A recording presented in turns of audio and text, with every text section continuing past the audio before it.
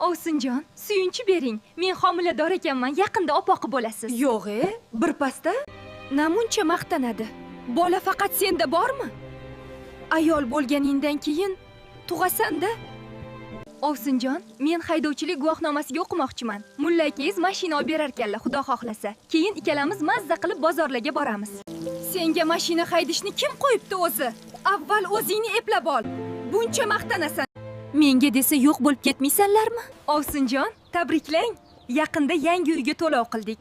Endi mehmonga kelasiz, biznikiga mazza qilib choy ichamiz. Men qayerda xato qildim? Ovsinim kundan kunga ochilib, ishlari yurishib ketyapti. Men esa unga hasad qilganim sari o'zim yomon ahvolga tushyapman. Xunuk bo'lib semirib ketdim. Kasallikdan boshim chiqmayapti. To'g'ri aytishar ekan. Hasad bu zaharni o'zing ichib birovni o'limini kutish deb. Buni to'xtatmasam, hasad meni yeb bitiradi. Assalomu alaykum Ovsinjon. Yangi uylar muborak bo'lsin. Aslida sizga juda havasim keladi. Bizga ham shunday chiroyli uylar nasib qilsin.